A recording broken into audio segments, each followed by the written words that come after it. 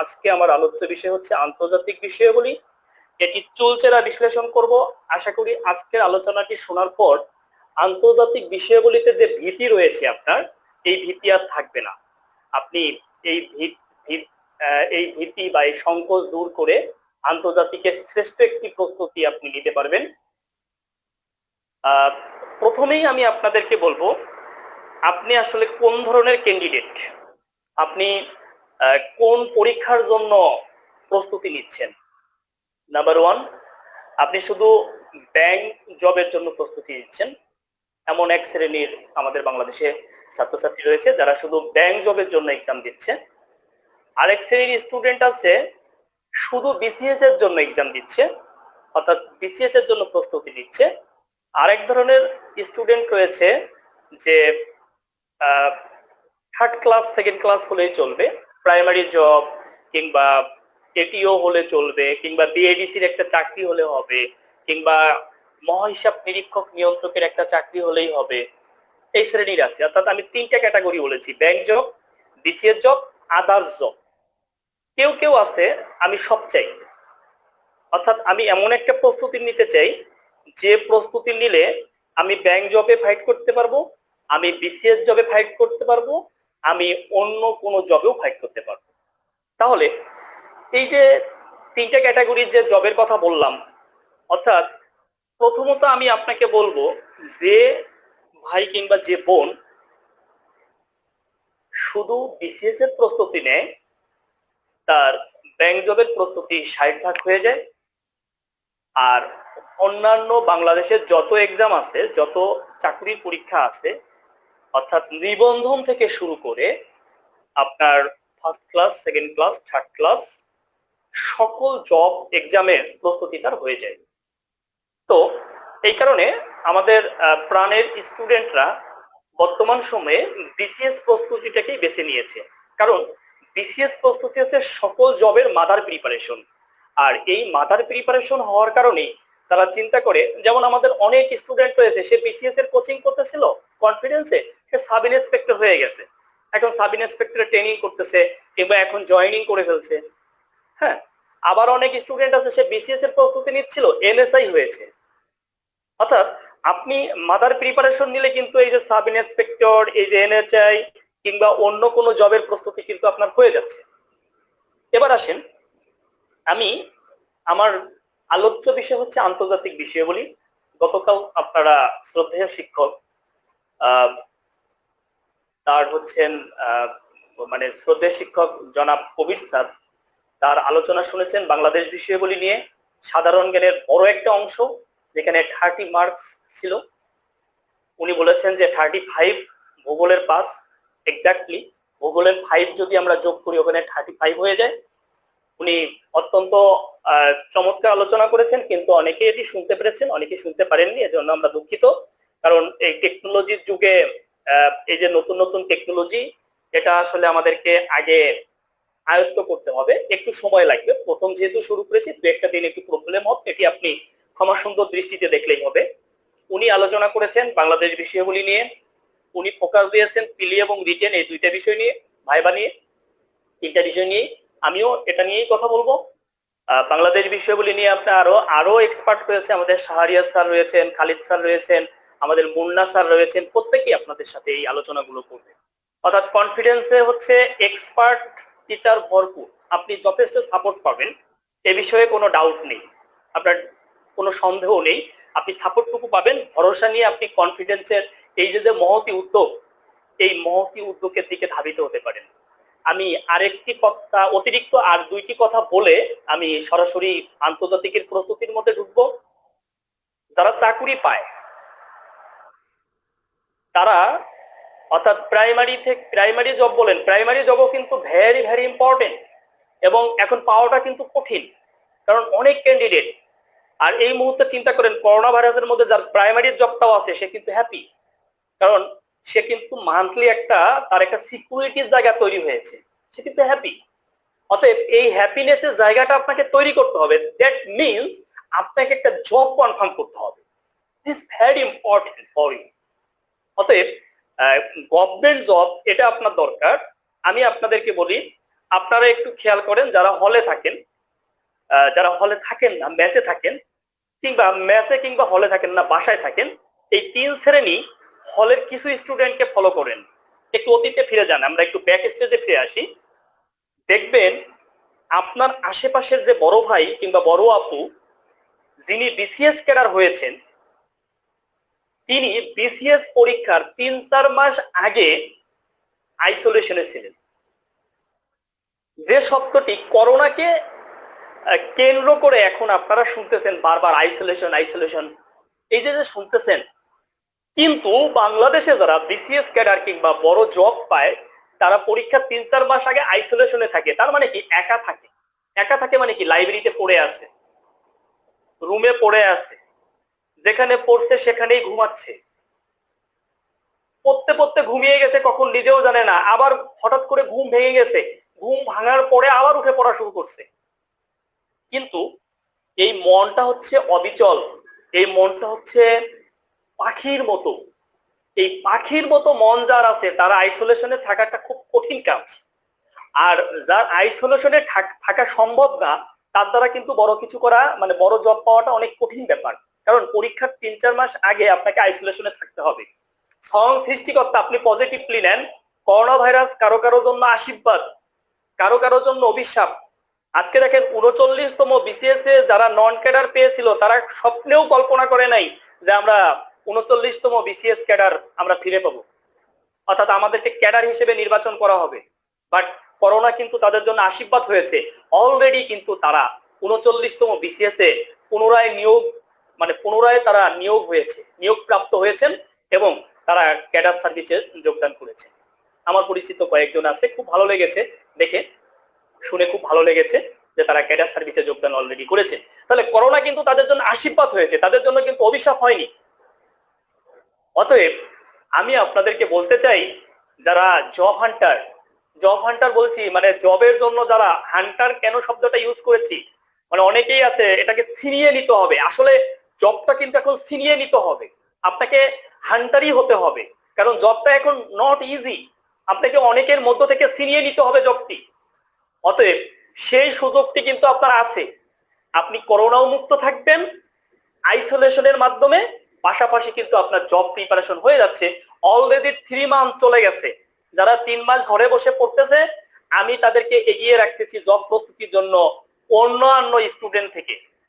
এবং আপনি নিশ্চিত থাকেন, আগামী 3 থেকে 6 মাস আপনাকে এভাবেই ঘরে বসে থাকতে হবে। এবছর আপনাকে ঘরে বসেই থাকতে হবে ভাই। আপনি শতভাগ এনশিওর করতে পারি আপনাকে, এবছর আপনাকে ঘরেই থাকতে হবে যদি আপনি সচেতন নাগরিক হন, এবং আপনি যদি করোনা দ্বারা আক্রান্ত হতে না চান, আপনাকে ঘরে থাকতে হবে। আর ঘরে থেকে আপনার লাভ যেটি, সেটি হচ্ছে আপনি যদি আইসোলেশন মানে ঘরেই থাকতে পারেন, তাহলে কিন্তু আপনি এই হান্টিংটা খুব ভালো করে করতে পারবেন, জবটাকে খুব চমৎকার ভাবে ছিনিয়ে নিতে পারবেন। অর্থাৎ এই যে উড়ন্ত পাখির মতো ডানা মেলতে চায়, চাইলেও যারা এখন ডানাটা মেলবেন না, তারা 1 করোনা থেকে মুক্ত থাকবেন, 2 জব প্রিপারেশনটা চমৎকার ভাবে হয়ে যাবে, অন্যান্য স্টুডেন্ট থেকে আপনি এগিয়ে থাকবেন। মোর দ্যান 90% স্টুডেন্ট এখন লেজি হয়ে গেছে, তারা এখন অলস হয়ে গেছে, তারা জব মার্কেট থেকে তারা হারিয়ে যাচ্ছে। আপনি সেই ব্যক্তি 10% এর মধ্যে, যদি আপনি ঘরে থাকতে পারেন, লেগে থাকতে পারেন, আপনার জব হবে করোনার এই পরিস্থিতি স্বাভাবিক হওয়া মাত্রই। কারণ করোনার পরিস্থিতি স্বাভাবিক হওয়া মাত্রই যে ঘটনাটি ঘটবে, দেখবেন পিছনে যত নিয়োগ বিজ্ঞপ্তি ছিল সব পরীক্ষার আয়োজন হবে। করোনা পরিস্থিতি স্বাভাবিক হওয়ার 1 মাস পরেই দেখবেন বিসিএস প্রিলিমিনারি পরীক্ষা হচ্ছে, একটা তড়িঘড়ি লেগে যাবে। এর মধ্যে আপনি হঠাৎ করে প্রস্তুতি শুরু করে আপনি খুব ভালো পরীক্ষা দিয়ে চাকরিটা পেয়ে যাবেন, ব্যাপারটি কিন্তু এমন নয়।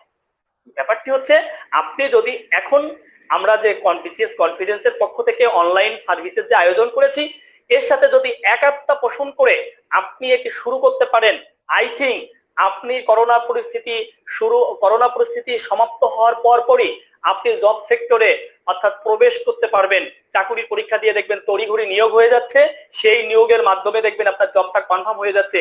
সৃষ্টিকর্তা না করুক, ভবিষ্যতে যদি এমন করোনার মতো আরো কোনো মহামারী দেখা দেয়, এমন বিপর্যয় যদি আমাদের জীবনে নেমে আসে, তাহলে আপনি সেটা সাফারার হবেন না, কারণ আপনাকে গভর্নমেন্ট জব নিশ্চিত হয়েছে আপনার। আর যদি এটি নিশ্চিত হয়, আপনি গভর্নমেন্ট জব মানে গভর্নমেন্ট জবের যে সুবিধা এটি ভোগ করবেন। কারণ এখন কিন্তু আমরা বুঝতে পেরেছি গভর্নমেন্ট জব আসলেই দরকার, আসলেই দরকার। এটা লাইফ সিকিউরিটি, পরবর্তী জেনারেশনের জন্য সিকিউরিটি। অবশ্যই আপনাকে গভর্নমেন্ট জবটি পেতে হবে। আসেন, অনেক কথা বলে ফেলেছি, করোনা ভাইরাস নিয়ে কথা বলতে চেয়েছিলাম না, কিন্তু ব্যাপারটা হচ্ছে সবচেয়ে বেশি দরকার আমাদের যেটি, সেটা হচ্ছে motivation. Motivation is one kind of medicine. এটা সবচেয়ে বড় মেডিসিন। এই মেডিসিনটি হচ্ছে আপনার দরকার, এটি আপনাকে দেওয়ার চেষ্টা করলাম। বিকজ আপনাকে টেবিলে ফিরে যেতে হবে, আপনাকে টেবিলে বসতে হবে, এর জন্য আপনার এই মোটিভেশন দরকার। আমরা প্রথমেই যেটি বলেছিলাম ব্যাংক জব। আমরা যদি টোটাল আন্তর্জাতিকটাকে বলি, যে আন্তর্জাতিকের মধ্যে হিস্ট্রি আছে, যেমন যুদ্ধ আছে, বিপ্লব আছে, একটা জায়গা আছে যেটা কখনোই আর পরিবর্তন হবে না, অর্থাৎ একবার মুখস্থ করলেই আপনার মুখস্থ শেষ। বিভিন্ন রাষ্ট্রের রাজনৈতিক হিস্ট্রি আছে। যদি বলি আমেরিকার স্বাধীনতা যুদ্ধের ইতিহাস, ব্রিটেনের ইতিহাস, ফ্রান্সের ইতিহাস, এমন যদি ইতিহাস বলি, এই জাতীয় যত ইতিহাস আছে, এই ইতিহাসগুলো কিন্তু আপনি একবার পড়লেই শেষ।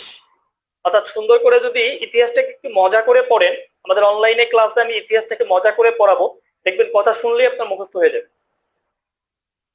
তো ব্যাংক জবের কথা বলছি আমি, আপনাকে কোনো ইতিহাস নির্ভর পড়ালেখা ব্যাংক জবের জন্য খুব একটা করতে হবে না। তবে হ্যাঁ, ব্যাংক জবের প্রিভিয়াস কোশ্চেন গুলো পড়বেন, সেখানে যদি ইতিহাস নির্ভর কোনো কোশ্চেন এসে থাকে, ওই কোশ্চেনটি রিপিট হবে। আপনি ব্যাংক জবের ক্যান্ডিডেট, আপনি ইংলিশ আর ম্যাথ ভালো করে করেন, আপনাকে আন্তর্জাতিকের ইতিহাস নির্ভর কোনো কথা পড়তে হবে না। আমেরিকা কবে স্বাধীন হয়েছে আপনাকে তেমন মুখস্থ করার দরকার নেই। আপনি জাস্ট প্রিভিয়াস কোশ্চেন পড়েন, দেখবেন কোনো না কোনো ব্যাংক জবে আসছে, ওটি পড়েন, ওটি শেষ। তাহলে ইতিহাস নির্ভর পড়ালেখা আপনার ব্যাংক জবের জন্য করতে হবে না। দ্বিতীয়ত, আমরা আন্তর্জাতিক করতে গেলেই আরেকটা জায়গায় গুরুত্ব দেই, যেটা হচ্ছে রাজধানী, মুদ্রা, বিভিন্ন দেশের আইনসভা, এই জায়গাটা গুরুত্ব দেই। আপনাকে ব্যাংক জবের জন্য এই জায়গাটা একটু পড়তে হবে, এটা পড়তে হবে। তৃতীয়ত, আমরা বিভিন্ন জবের জন্য সংগঠন করি, আপনাকে ব্যাংক জবের জন্য সংগঠন পড়তে হবে। সেটা হচ্ছে আর্থিক সংগঠনগুলো পড়তে হবে, যেমন world bank, IMF, ADB, IDB, AFDB, AIB, NDB, আপনি WTO, আপনি এই জাতীয় মানে আর্থিক বাণিজ্যিক যে প্রতিষ্ঠানগুলো আছে, সেই প্রতিষ্ঠানগুলো পড়লেই কিন্তু আপনি এখান থেকে 1-2 মার্ক পেয়ে যাবেন। ইতিহাস নির্ভর অর্থাৎ প্রিভিয়াস কোশ্চেন পড়লেই কিন্তু আপনি 1-2 মার্ক পেয়ে যাবেন। আর মুদ্রা, রাজধানী, আইনসভায় 3টে বিষয় পড়লে কিন্তু আপনি এখান থেকে 1 মার্ক পেয়ে যাবেন। যদি কারো ভালো না লাগে, তাহলে আপনি প্রিভিয়াস কোশ্চেন পড়েন, এটা রিপিট হবে। কিন্তু ব্যাংক জবে যেটা রিপিট হবে না, সেই জায়গাটি আপনাকে গুরুত্ব দিতে হবে, সেটি হচ্ছে সাম্প্রতিক বিষয়গুলো। অর্থাৎ ব্যাংক জবের জন্য আপনাকে সাম্প্রতিক খুব চমৎকার ভাবে পড়তে হবে। সেটি ব্যাংক জবে এমন হতে পারে যে আপনার যেদিন ব্যাংক জবের 10টায় পরীক্ষা, আগের দিনের প্রশ্ন চলে আসতে পারে, আগের দিনের ঘটনাও আসতে পারে। এই কারণে আপনাকে প্রতিদিন BBC সংবাদ শুনতে হবে, প্রতিদিন জাতীয় যে দৈনিকগুলো রয়েছে, প্রথম আলো, কালের কণ্ঠ, জনকণ্ঠ, ইত্তেফাক, এর যে কোনো একটি পত্রিকা আপনাকে বেছে নিতে হবে পড়ার জন্য।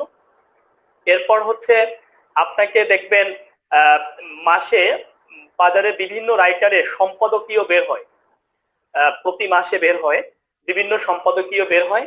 তাদের সম্পাদকীয় গুলো আপনারা, যেমন আমি নিজে একটা ফলো করি, যেমন মোহিত সম্পাদকীয়, এটি মোটামুটি এডিটোরিয়াল বা বিভিন্ন বিষয়গুলো ভালো করে লেখা আছে।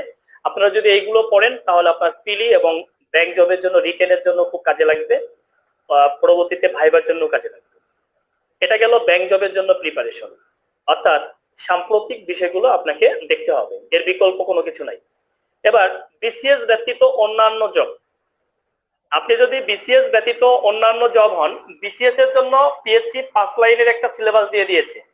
আমি বলছি, বৈশ্বিক ইতিহাস, আঞ্চলিক আন্তর্জাতিক ব্যবস্থা, ভূ রাজনীতি, এখান থেকে 4 মার্ক আসবে। আন্তর্জাতিক নিরাপত্তা ও আন্তঃরাষ্ট্রীয় ক্ষমতা সম্পর্ক, এখান থেকে 4 মার্ক আসবে। বিশ্বের সাম্প্রতিক ঘটনাবলী, এখান থেকে 4 মার্ক আসবে। পরিবেশগত ইস্যু ও প্রকৃতি, এখান থেকে 4 মার্ক আসবে। আন্তর্জাতিক সংগঠন ও বৈশ্বিক অর্থনৈতিক প্রতিষ্ঠানাদি এখান থেকে 4 মার্ক আসবে। তাহলে এই সিলেবাসটা পিএইচসি বলে দিয়েছে, কিন্তু বাংলাদেশের অন্য কোনো জবের জন্য এমন কোনো সিলেবাস দেওয়া নাই যে আপনাকে কি করতে হবে। আপনি যদি বিসিএস ব্যতীত অন্য কোনো পরীক্ষার পরীক্ষার্থী হয়ে থাকেন, তাহলে আপনি যে কাজটি করবেন সেটি হচ্ছে এই যে একটু আগে যে ইতিহাস ভিত্তিক যুদ্ধ বিপ্লব বিভিন্ন দেশের রাজনৈতিক ইতিহাসের কথা বললাম, এই জায়গাটা আপনি পড়বেন। যদি আপনার কাছে মনে হয় আমার পড়তে ভালো লাগছে না, আপনি জব সলিউশন দেখে প্রিভিয়াস কোশ্চেন গুলো পড়বেন। That's enough. যদি আপনি এই জায়গাটা পড়েন, অর্থাৎ প্রিভিয়াস কোশ্চেন আন্তর্জাতিকের পড়েন, আপনি মানে বিসিএস ব্যতীত অন্য জবের ক্যান্ডিডেট, তাইলে আপনি প্রিভিয়াস কোশ্চেন পড়বেন, পাশাপাশি সাম্প্রতিক পড়বেন। সাম্প্রতিক নিয়ে একটু আগে কথা বলেছি, বিসিএস এ গিয়ে সাম্প্রতিক নিয়ে ডিটেলস বলবো, এখন বলছি না। তাহলে আমি ধরে নিচ্ছি আজকে যারা ক্যান্ডিডেট তারা হচ্ছে হয় বিসিএস ক্যান্ডিডেট নয় ব্যাংক জব ক্যান্ডিডেট।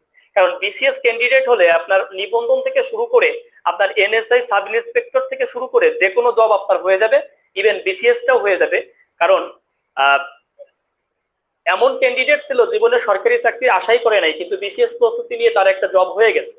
আবার অনেকেই সে বিসিএস মানে জানতো বাংলাদেশ ক্যান্সার সোসাইটি, হ্যাঁ বিসিএস বাংলাদেশ সিভিল সার্ভিস জানতো না, সে জানতো আমাদের কোচিং এ আসার আগে জানতো বাংলাদেশ ক্যান্সার সোসাইটি। তারও একটা ফার্স্ট ক্লাস জব হয়েছে, অর্থাৎ গভর্নমেন্ট জব হয়েছে তার। Can you imagine that? আপনি কোচিং সেন্টারকে যেভাবেই মূল্যায়ন করেন না কেন, হয়তো আমাদের রাষ্ট্র ওইভাবে মূল্যায়ন করে কিনা আই ডোন্ট নো, রাষ্ট্রের বিভিন্ন ব্যক্তি ওইভাবে মূল্যায়ন করে কিনা কোচিং সেন্টারকে আই ডোন্ট নো, বাট যিনি কোচিং সেন্টার নিয়ে নাক ছিটকাচ্ছেন, কোচিং সেন্টার নিয়ে একটা কথা বলতেছেন যিনি, তিনিও কিন্তু এই একটা রাফ কথা বলার পরেও একটু পরে তার ওয়াইফকে ফোন দেয়, তুমি কি অমুক মানে তার ছেলে বা মেয়েকে ইন্ডিকেট করে বলে তুমি কি ওকে কোচিং এ পাঠিয়েছো, তুমি কি ওকে টিচারকে পাঠিয়েছো, বাসায় কি টিচার আসছে, হোম টিচার কি আসছে।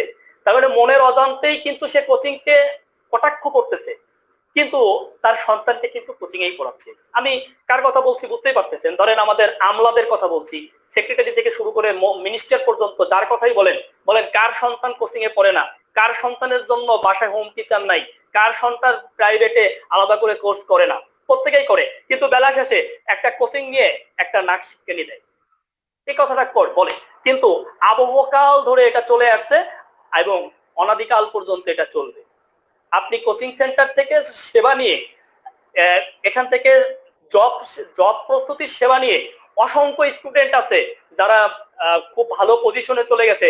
সেদিন আমাদের পোস্ট থেকে একজন স্টুডেন্ট কমেন্ট করেছে, খুব ভালো লেগেছে, বলছে কনফিডেন্সে ভর্তি হওয়ার পর দ্রুততম সময়ে আমি সাব ইন্সপেক্টরের জবটা পেয়েছি। শুনলে ভালো লাগে, কলিজাটা ঠান্ডা হয়ে গেছে। আমাদের যারা সেবা নিয়েছে প্রকৃতপক্ষেই তারা অত্যন্ত ভালো মনের অধিকারী ছিল, তাই এই মানে সন্তুষ্টিটা প্রকাশ করে, এই কারণে সৃষ্টিকর্তা তাকে জব দিয়েছে। এবং আপনারাও আগামী দিনে যারা সেবা নেবেন তারা কিন্তু জবটি পাবেন, আপনারা কিন্তু মানে জব পাবেন। যে জায়গাটা রাখেন সেটা হচ্ছে ভক্তি শ্রদ্ধার জায়গাটা যদি রাখতে পারেন, প্রতিষ্ঠানের প্রতি, শিক্ষকের প্রতি, আপনার নিজের প্রতি যদি আস্থা রাখতে পারেন, বিশ্বাস রাখতে পারেন, দেখবেন আপনি একটা জব পেয়ে যাবেন। আপনি যে ক্যাটাগরির স্টুডেন্টই হন না কেন, আপনি জাতীয় বিশ্ববিদ্যালয়ে পড়েছেন, আপনি প্রাইভেট বিশ্ববিদ্যালয়ে পড়েছেন, আপনি জাতীয় বিশ্ববিদ্যালয়ের একটা অধিভুক্ত কলেজে পড়েছেন, আপনি ঢাকা বিশ্ববিদ্যালয়ে পড়েছেন, কিংবা যে কোনো পাবলিক বিশ্ববিদ্যালয়ে পড়েছেন, আগে আপনি ঠিক করেন আপনার সরকারি চাকরি দরকারি কিনা। যদি সরকারি চাকরি আপনার দরকারি হয়, ইচ্ছাটা প্রকাশ করেন, বাকি তরিটা আমরা আপনাকে পার করে দিব। আপনাকে এটা নিয়ে কোনো মানে হীনমন্যতায় ভোগার কোনো কারণ নাই যে আমি ঢাকা বিশ্ববিদ্যালয়ের স্টুডেন্ট না, আমি পাবলিক বিশ্ববিদ্যালয়ের স্টুডেন্ট না, আমি জাতীয় বিশ্ববিদ্যালয়ের স্টুডেন্ট, আমি প্রাইভেট বিশ্ববিদ্যালয়ের স্টুডেন্ট, এই হীনমন্যতায় ভোগার কোনো কারণ নাই। আপনি ওখান থেকে জ্বলে উঠতে পারেন। মনে রাখবেন, যদি আপনার মধ্যে আগুন থাকে, আপনাকে হাজার হাজার লক্ষ লক্ষ টন পাথর দিয়েও ঢেকে রাখা যাবে না, কেউ দমিয়ে রাখতে পারবে না আপনাকে। যদি আপনার মধ্যে আগুন থাকে, এই আগুন জ্বলে উঠবেই। অতএব আগে সিদ্ধান্ত নেন। আমরা যে উদ্যোগ গ্রহণ করেছি, উদ্যোগের সাথে একমত পোষণ করেন, একাত্মতা পোষণ করেন। আগে সিদ্ধান্ত নেন যে আমি শুরু করছি জব প্রিপারেশন, অর্থাৎ মানে দিস ইজ সুইটেবল টাইম মানে ফর মি।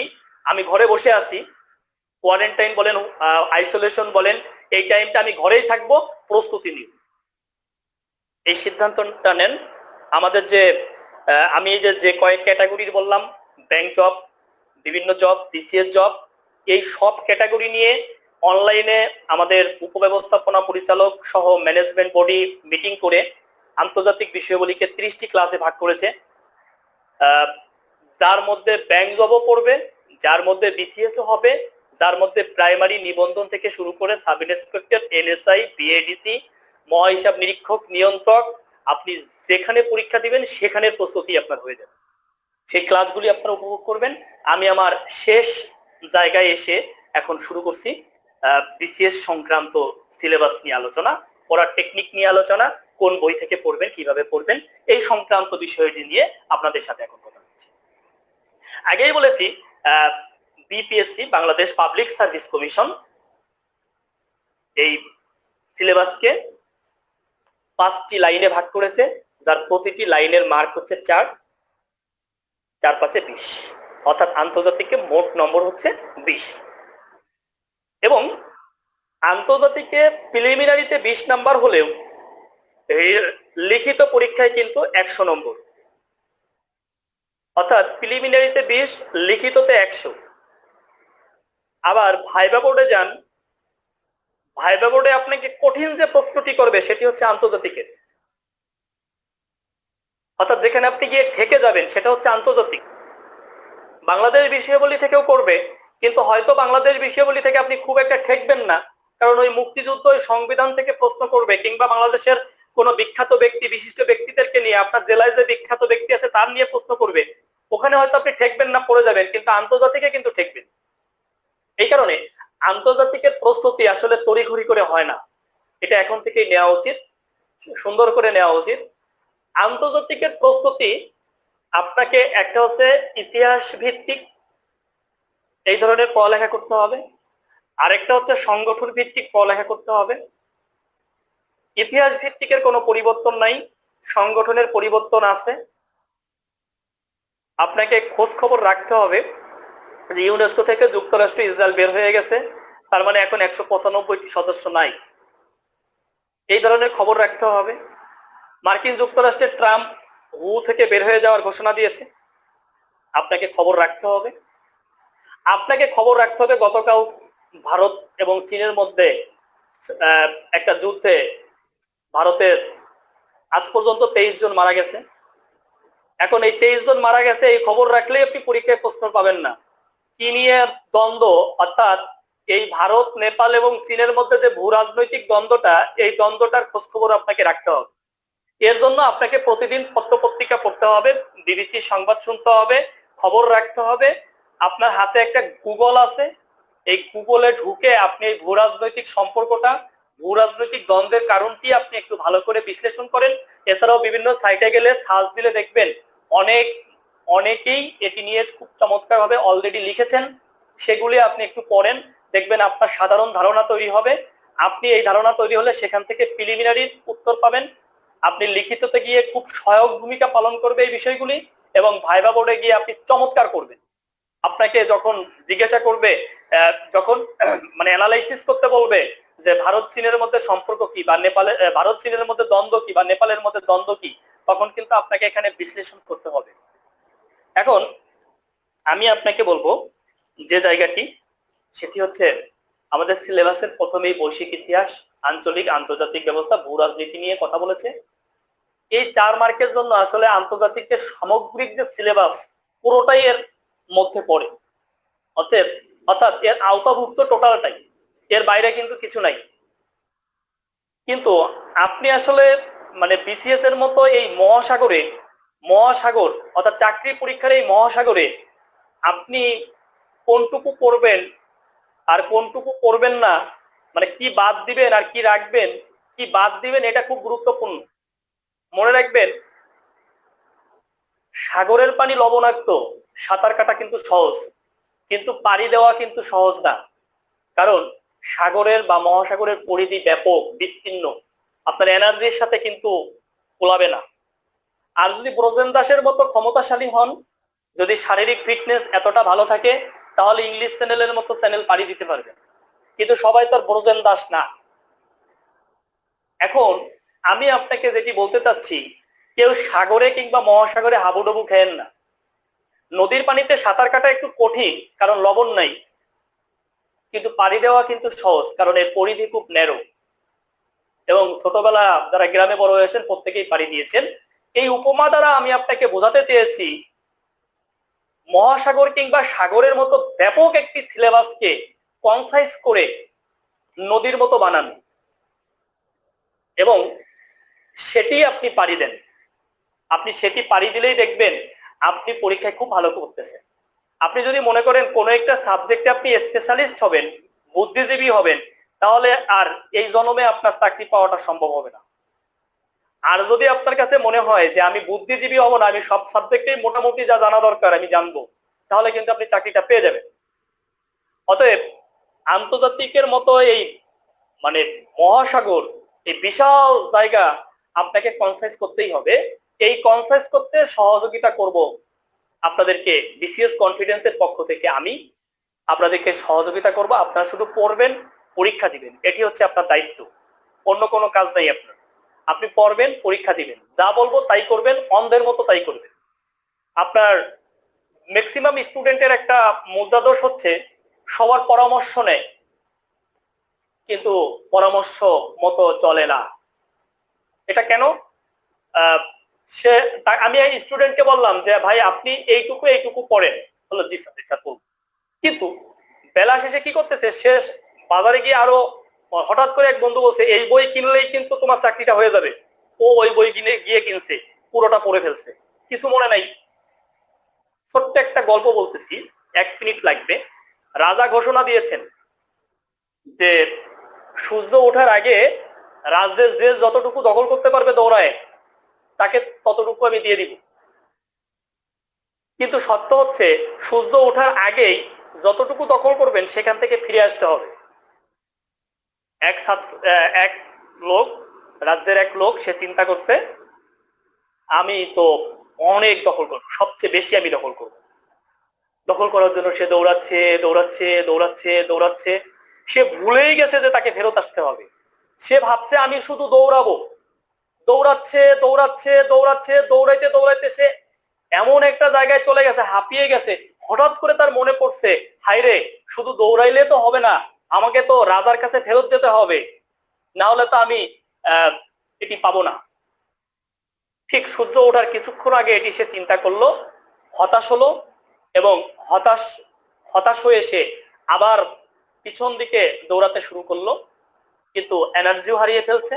সূর্য উঠে গেছে, দৌড়াতে দৌড়াতে সে পড়ে গেল, মারা গেল। মাই ডিয়ার, চাকরির এই বাজারে ম্যাক্সিমাম স্টুডেন্টই এইভাবে মারা যায়। মারা যায় মানে ওপারে চলে যায় না, চাকরির বাজার থেকে সে মারা যায়। অর্থাৎ সে দৌড়াচ্ছে দৌড়াচ্ছে দৌড়াচ্ছে, কতটুকু তার হজম হবে এটা সে একবারও চিন্তা করছে না। এই কারণে আলটিমেট তার যেটি হচ্ছে, সে কিন্তু এই লাইন থেকে ঝরে যাচ্ছে। মাই ডিয়ার, বিসিএস কনফিডেন্সের পক্ষ থেকে আপনাদেরকে উদাত্ত আহ্বান জানাবো, আপনারা কেউ যেন ঝরে না যান, আপনারা একটু গাইডলাইনের মধ্যে চলেন। আই থিঙ্ক আপনারা ভালো করবেন। এবার অনেকেই ভাবছেন যে বিসিএস এর সিলেবাস নিয়ে আলোচনা করতে গিয়ে অন্যান্য কথা বলতেছে। এখন বলছি, অলরেডি আমাদের লাইভ 37 মিনিট চলছে, আমি হয়তো বা 32 মিনিটের মতো কথা বলেছি। এই পর্যায়ে আমি কথা বলছি, আমাদের ধরেন ইতিহাস যদি আমরা শুরু করি, তাহলে আমরা ম্যাগনা কার্টা সনদ থেকে শুরু করতে পারি, যার মাধ্যমে ব্রিটেনের ইতিহাস পেয়ে যাব। আমরা ম্যাগনা কার্টা থেকে শুরু করে আমরা 30 বছর ব্যাপী যুদ্ধ, আমরা এরপরে হচ্ছে আমেরিকার স্বাধীনতা অর্থাৎ প্রথম ভার্সাই চুক্তি, আমরা ফরাসি বিপ্লব অর্থাৎ ফ্রান্সে একটা রেভলিউশন ঘটলো, আমরা ওয়াটারলু যুদ্ধ, বেলজিয়ামের একটা রেভলিউশন, মানে সরি ব্রিটেন এবং ফ্রান্সের মধ্যে মধ্যে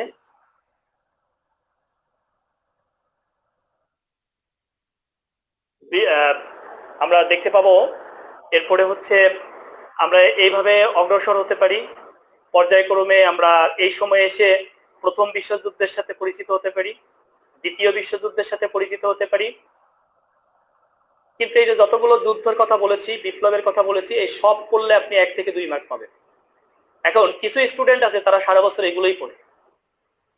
ধরেন এরপরে আরো অনেক বিপ্লব রয়েছে, সাংস্কৃতিক বিপ্লব রয়েছে, ইরানি বিপ্লব রয়েছে, এর আগে আপনি পড়তে পারেন রুশ বিপ্লব রয়েছে, আরো আপনি কিছু যুদ্ধ কোল্ড ওয়ার করতে পারেন, কোরীয় যুদ্ধ করতে পারেন, ভিয়েতনাম যুদ্ধ করতে পারেন, ইরাক ইরান যুদ্ধ করতে পারেন, আফগান যুদ্ধ করতে পারেন, ইরাক কুয়েত যুদ্ধ করতে পারেন।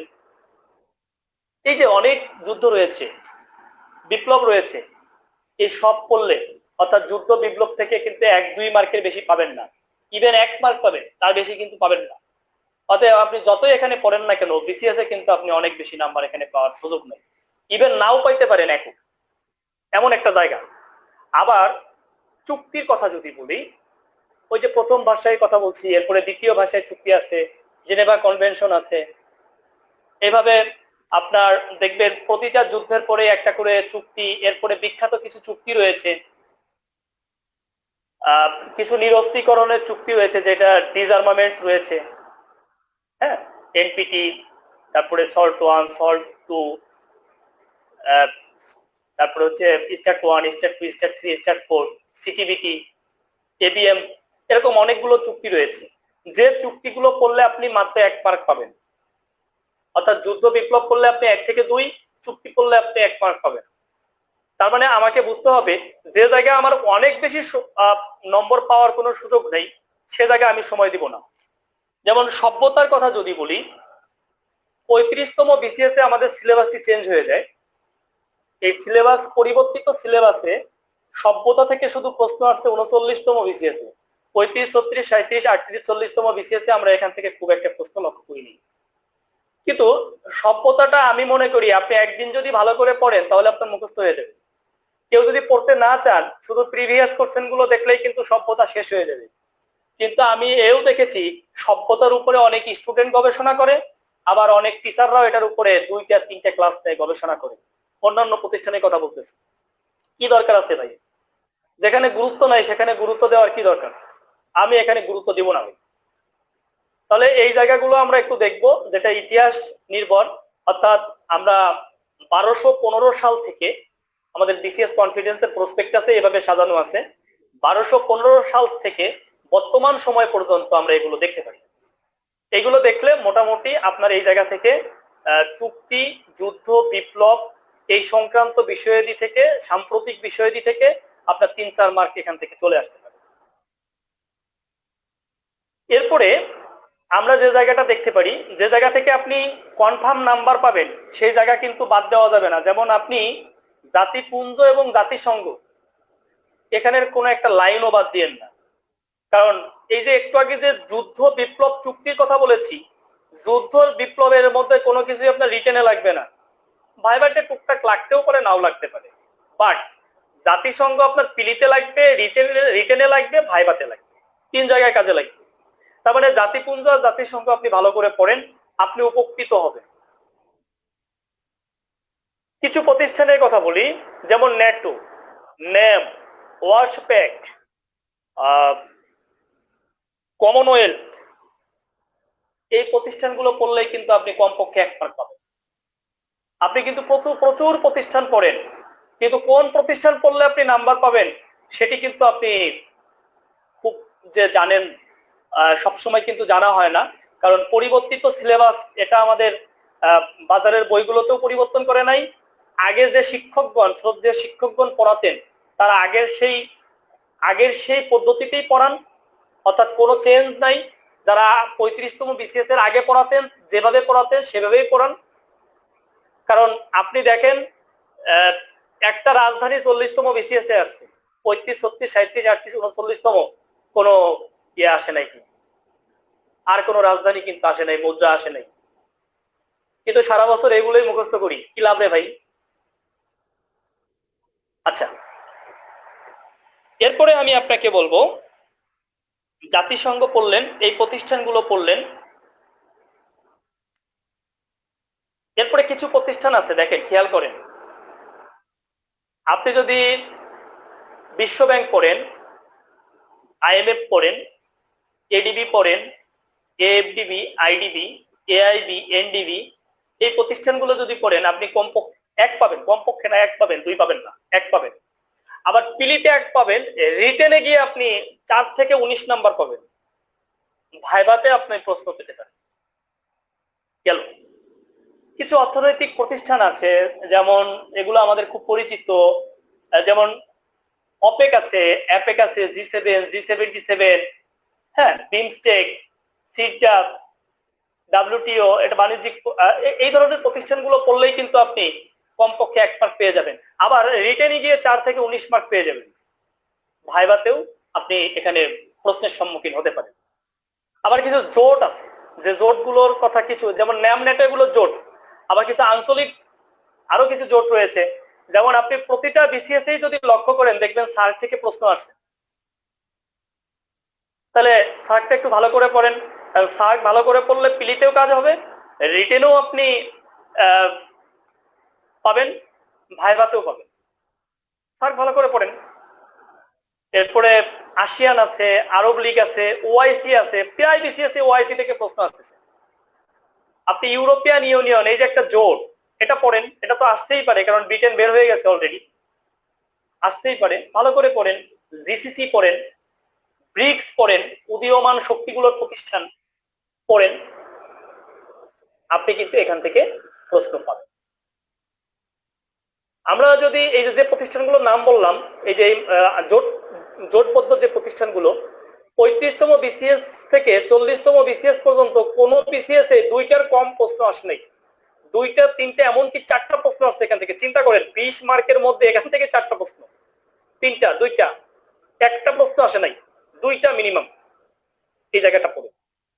জাতিসংঘে কিছু বিশেষায়িত সংস্থা আছে, সহযোগী সংস্থা আছে, যেমন আমরা এগুলো দেখবেন বইগুলোতে আমরা অ্যাভেলেবল করি।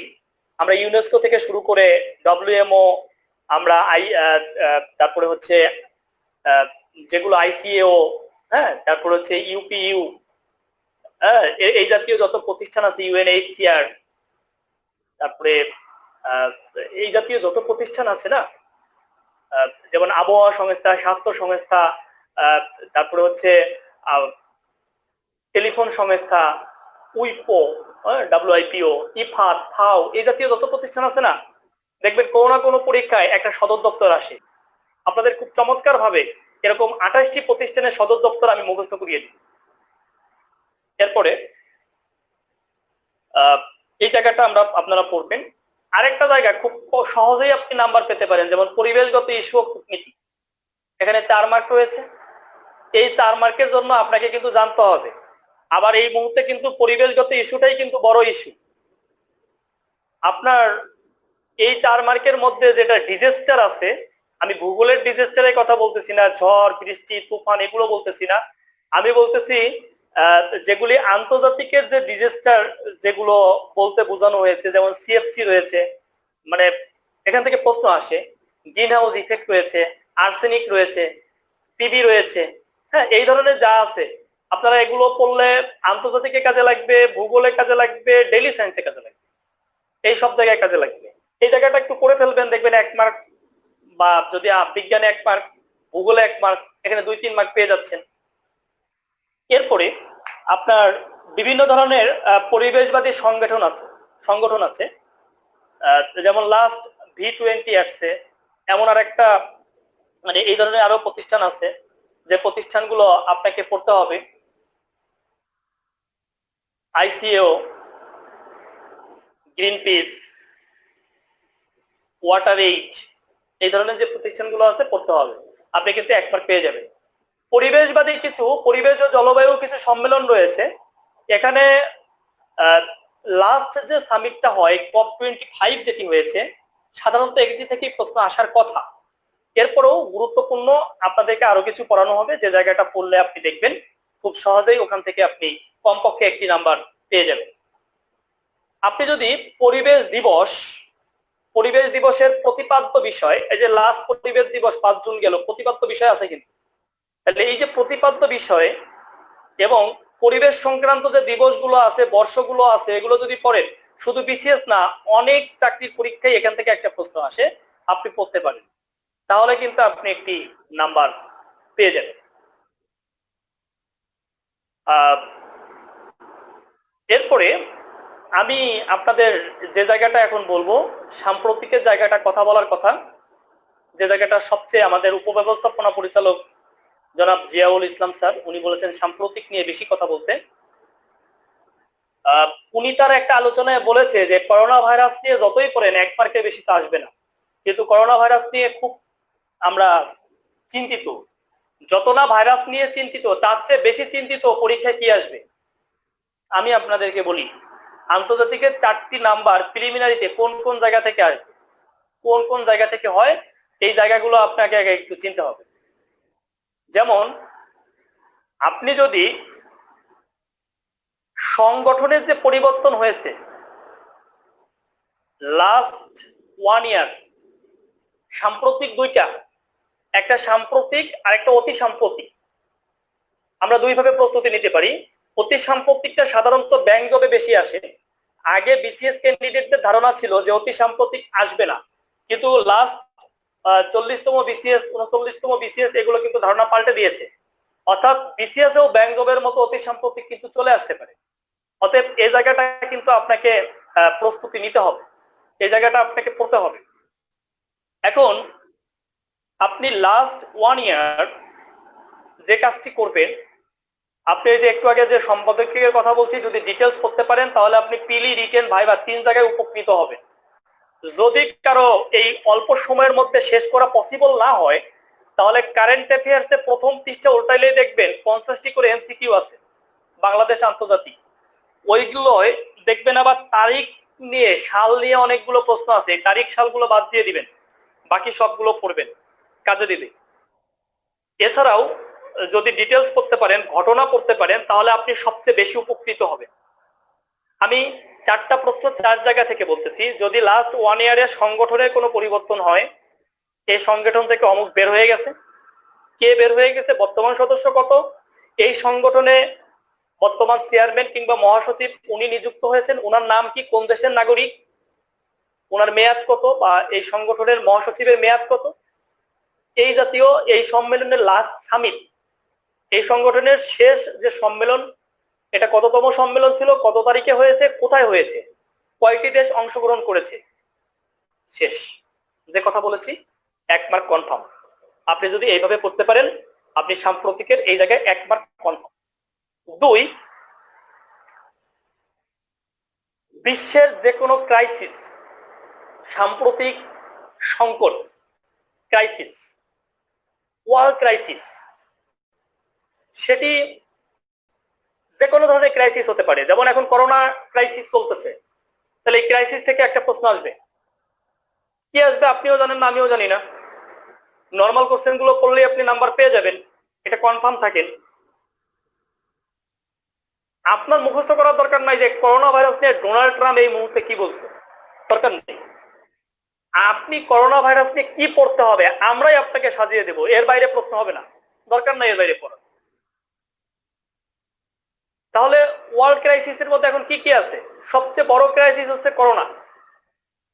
আমরা যদি একটু ব্যাকে যাই, সাম্প্রতিক আরো আছে, এই যে ভারত নেপালের সাথে যে দ্বন্দ্ব চলছে, ভারত চীনের সাথে যে দ্বন্দ্ব চলছে, এটা একটা। ভারত পাকিস্তানের সাথে কাশ্মীর ইস্যু দ্বন্দ্ব, ভারতে যে এনআরসি যে একটা ক্রাইসিস ছিল, এটা একটা। আমাদের যে রোহিঙ্গা ক্রাইসিস রয়েছে এই একটা, সিরিয়ার ক্রাইসিস রয়েছে, প্যালেস্টাইন ক্রাইসিস রয়েছে।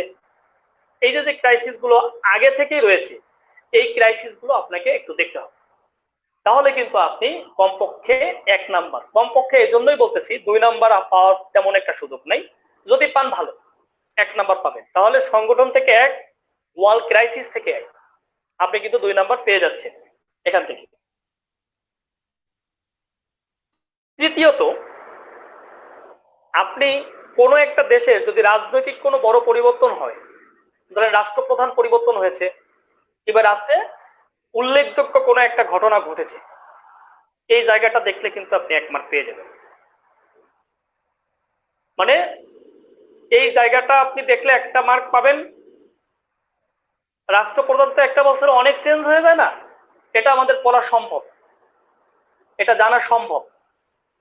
কিংবা উল্লেখযোগ্য কোনো ঘটনা, সামাজিক পরিবর্তন, সাংস্কৃতিক পরিবর্তন, অর্থনৈতিক পরিবর্তন, রাজনৈতিক পরিবর্তন ইত্যাদি ইত্যাদি একটা রাষ্ট্রের, এই জায়গাগুলো আমরা দেখি।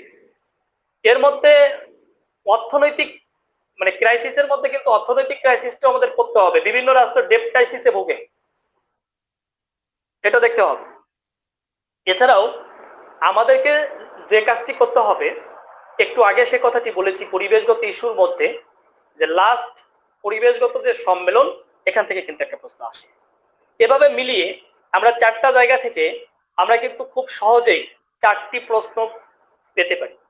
এখন চিন্তিত আপনি, এর জন্য আমি কোন বই পড়বো, কতটুকু পড়বো, কোথা থেকে পড়বো, এটা নিয়ে আপনার বিশাল টেনশন।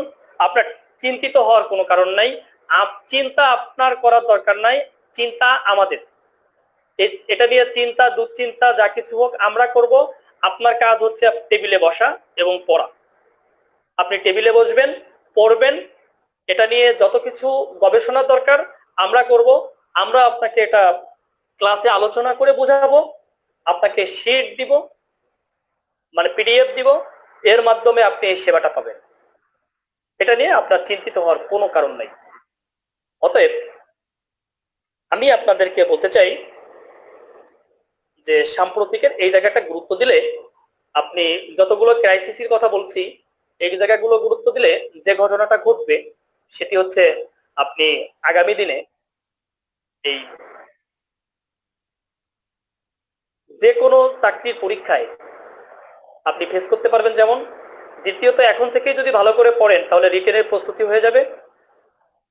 তৃতীয়ত, এই সমস্ত বিষয় পড়তে পড়তে দেখবেন ভাইবা বোর্ডে যখন যাচ্ছেন, কারণ বিসিএস হচ্ছে একটা লং টার্ম প্রসেস, দেখবেন এর একটা শেষ পর্যায়ে পৌঁছেছে, না হলে এই ঘটনাটি আবার পুনরায় জেগে উঠছে, তখন আপনাকে প্রশ্ন করলে ইতিহাসটা জানা থাকলে উত্তর দিতে সুবিধা হবে। এরপরে আমি আপনাকে বলবো, আপনারা লক্ষ্য করেছেন 38তম বিসিএস লিখিত পরীক্ষায় রোহিঙ্গা সংকট থেকে ম্যাথমেটিক্স ব্যতীত এবং ডেইলি সায়েন্স ব্যতীত, ডেইলি সায়েন্স আইসিটি ব্যতীত সব সাবজেক্টে রোহিঙ্গা থেকে প্রশ্ন আসছে। ঠিক তেমনি ভাবে আগামী 41তম বিসিএস এ করোনা ভাইরাস নিয়ে মানে রোহিঙ্গা ডেইলি সায়েন্সে বাদ ছিল, কিন্তু করোনা ভাইরাস ডেইলি সায়েন্সেও আসবে, বাংলাদেশ বিষয়াবলিতেও আসবে, আন্তর্জাতিকেও আসবে, সব সাবজেক্টই আসবে। ঠিক আছে, এটার জন্য আপনারা প্রস্তুতি নেন, কম্পোজিশন কিভাবে লিখবেন, প্যারাগ্রাফ কিভাবে লিখবেন, এর থেকে কোনো ট্রান্সলেট আসলে কিভাবে দিবেন, এর কোনো সায়েন্টিফিক ব্যাখ্যা আসলে বিজ্ঞানে কিভাবে আনসার করবেন, এর প্রস্তুতি কিন্তু আপনাকে নিতে হবে। 38-এ যেমন 120 মার্কের রোহিঙ্গা পরীক্ষার সাথে সবাইকে, মানে তাকে রোহিঙ্গা উত্তর সবাইকে দিতে হয়েছে, 41তম বিসিএস এ আপনাকে এরকম 100 থেকে 120 বা 150 মার্ক পর্যন্ত আপনাকে করোনা ভাইরাস নিয়ে উত্তর দিতে হবে। অতএব শুধু করোনা ভাইরাস নিয়ে হা হুতাশ করার দরকার নাই, একটু লিখিত স্টাইলে পড়েন, প্রিলিমিনারি পড়েন। যাই হোক, বিসিএস এর সিলেবাসটার সংক্ষিপ্ত আলোচনা আপনাদেরকে সাথে করেছি, ক্লাসে ডিটেলস আলোচনা করব।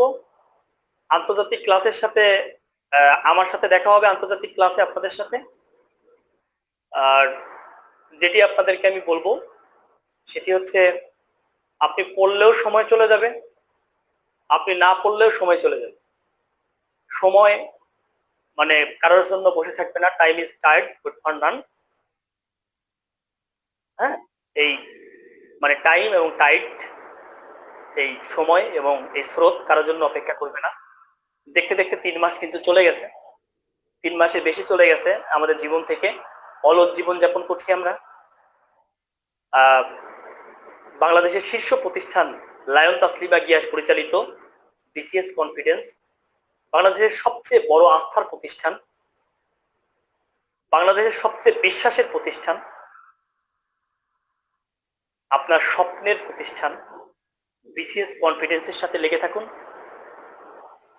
এই করোনার মতো হতাশার সময়ে, মহামারীর সময়ে আপনার হতাশা দূর করতে আমাদের প্রতিষ্ঠানের শিক্ষকগণদের কাছ থেকে মোটিভেশন প্লাস পড়ালেখা গ্রহণ করুন, এটাকে অ্যাকসেপ্ট করেন পজিটিভলি। টেবিলে বসেন, আপনার টেবিলের বসাতেই, আপনি টেবিলে বসলেই যেটি হবে সেটি হচ্ছে আপনার হতাশা দূর হবে। আপনার হতাশা দূর হলে যেটি হবে সেটি হচ্ছে আপনার রোগ প্রতিরোধ ক্ষমতা বৃদ্ধি পাবে।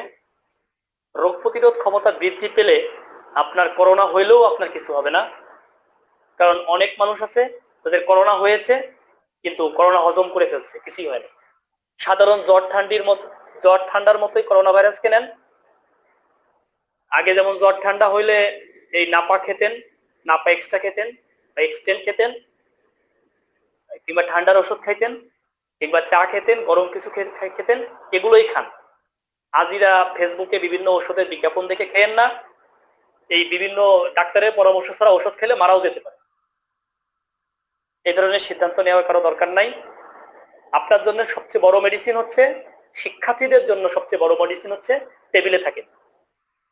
ধন্যবাদ জানাচ্ছি এই দীর্ঘ সময়, প্রায় 1 ঘন্টা ধৈর্য ধরে আমার কথা আপনারা শুনেছেন। আপনাদেরকে অন্তরস্থল থেকে, বাংলাদেশের যে প্রান্ত থেকে আপনারা কথা শুনছেন তাদেরকে ধন্যবাদ জানাচ্ছি।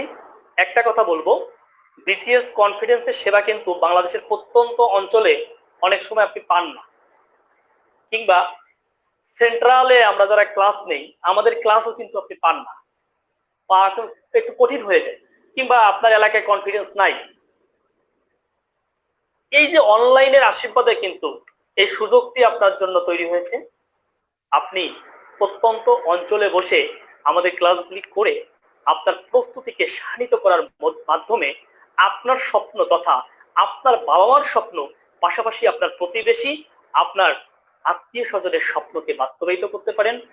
আপনি আপনার স্বপ্ন বাস্তবায়নের মাধ্যমে আপনার জীবন গড়ার পাশাপাশি রাষ্ট্রের কল্যাণে কিন্তু নিজেকে নিয়োজিত করতে পারেন। এমন সুযোগ কিন্তু আমরাই আপনাদের জন্য সৃষ্টি করে রেখেছি।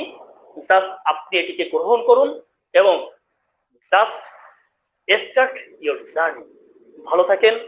আমি আবারও ধন্যবাদ জানাবো কনফিডেন্স কর্তৃপক্ষকে আপনাদের জন্য এই সুযোগ সৃষ্টি করে দেওয়ার জন্য। আমাদের লায়ন তাসলিমা গিয়াস ম্যাম, যিনি হচ্ছেন প্রতিষ্ঠানের চেয়ারম্যান, ব্যবস্থাপনা পরিচালক, এবং এটি নিয়ে যিনি পরিশ্রম করছেন, সবাই পরিশ্রম করছেন, ম্যানেজমেন্ট বডির এজিএম, জিএম, ডিএমডি মহোদয়, হ্যাঁ, প্রত্যেকেই পরিশ্রম করতেছেন। তাদেরকে এছাড়াও আমাদের এই আইটি সেকশনে যারা রয়েছেন, টেকনিক্যাল সাপোর্ট দিচ্ছেন, প্রত্যেকেই পরিশ্রম করতেছেন। প্রত্যেকের জন্য রইল আপনাদের পক্ষ থেকে প্রত্যেকের জন্য মানে ভালোবাসা রইল, প্রার্থনা রইল, ওনারা যেন ভালো থাকেন। ওনারা ভালো থাকলে আমরা ভালো থাকবো। আর আপনারা যদি চাকরি পান তাহলে এট লাস্ট আমরা ভালো থাকবো। সেবা গ্রহণ করুন, ভালো থাকুন। সবার কল্যাণ কামনা করে আজকের মতে এখানেই বিদায় নিচ্ছি। ভালো থাকবেন। একটা কথা বলা বাকি ছিল, যেটি বলিনি, বিজ্ঞাপন হয়ে যাবে, কারণ আজকের আলোচনায় ছিল কোন বই পড়বেন। আমি বলবো বাজারে যে বই মন চায় পড়েন, শুধু হাতে গুগল ড্রাইভটা রাখেন, কারণ প্রত্যেকটা বইয়ে প্রচুর ভুল রয়েছে, তথ্য আপডেট নাই। আপনি যে কোনো, আমার ঘরে সব বই আছে, আবার আমার নিজেরও মানে প্রতিষ্ঠান থেকে একটা বই আছে, বিশ্ব প্রবাহ। এটা না বলার অন্যতম কারণ হচ্ছে এটা বললেই বিজ্ঞাপন হবে, কারণ এই বিজ্ঞাপন দেওয়ার জন্য আসিনি। বিজ্ঞাপন আন্তর্জাতিক যেটা সিলেবাস ভিত্তিক সাজানো আছে একটা বেসিক বই, আপনি চাইলে এটিও দেখতে পারেন। অথবা আমি বলবো এই করোনার মতো এই দুঃসময়ে আপনার পকেটে টাকা নাই, অযথা বই কেনার দরকার নাই, যে বইটা আছে সেই বইটাই আপনি পড়েন, সেই বইটাই আপনি ভালো করে পড়েন। এতে কিন্তু আপনি লাভবান হবেন। শুধু আপনাকে কি করতে হবে, তথ্য আপডেট করতে হবে। ভালো থাকেন, সুস্থ থাকেন, বিদায় নিচ্ছি। ধন্যবাদ সবাইকে।